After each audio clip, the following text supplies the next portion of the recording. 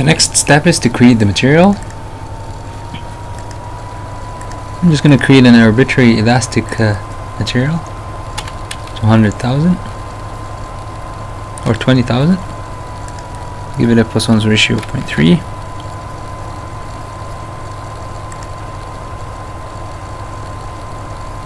Create a section,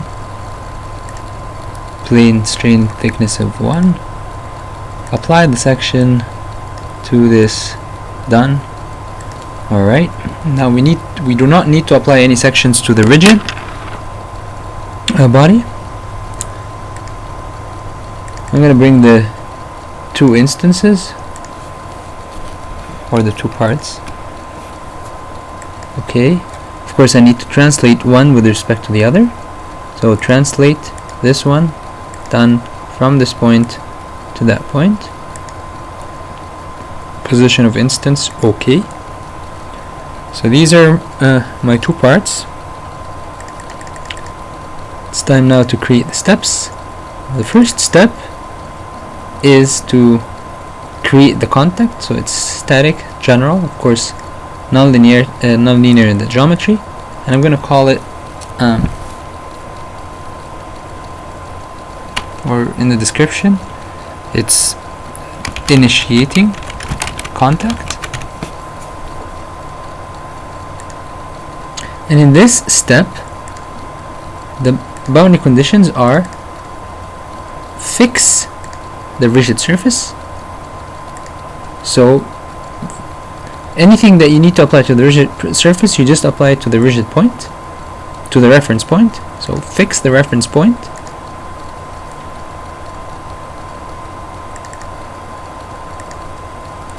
Prevent this side from moving horizontally.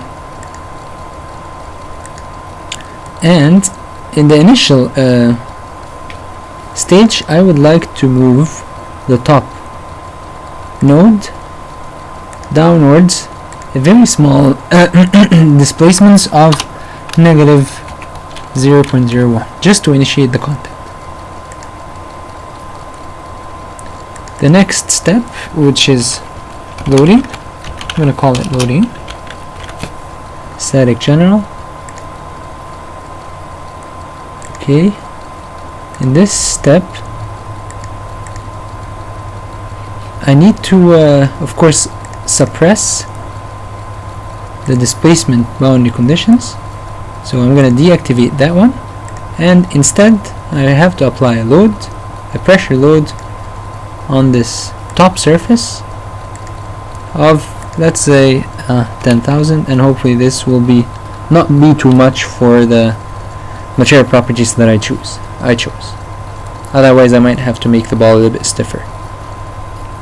10,000. The next step is to create the interaction. Now the interaction, you can create it in any of the steps, so I'm going to create it in the initial step. So I'm going to create an interaction. It's surface to surface. The rigid surface has to be the master,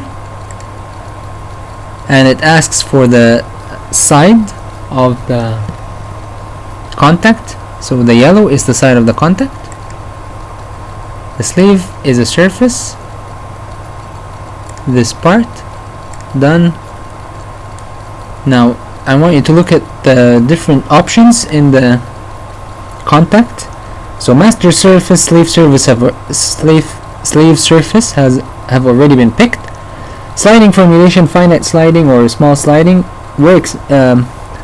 If you're not expecting any sliding between the two surfaces, you can click on small sliding.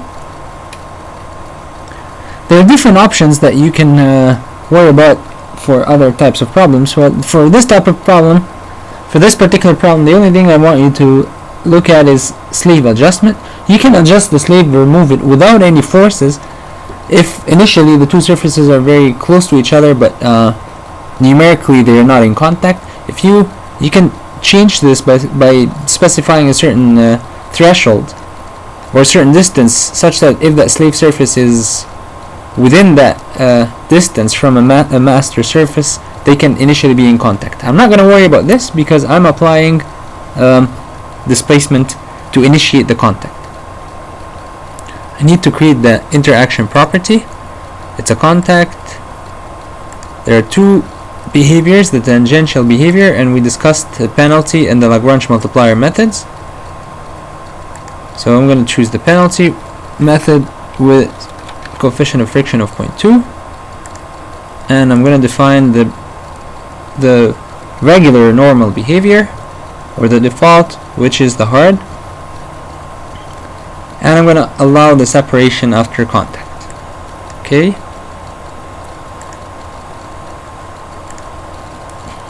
So now it's time to create the job. I'm going to call it 1, continue, okay, and I'm going to submit. Okay.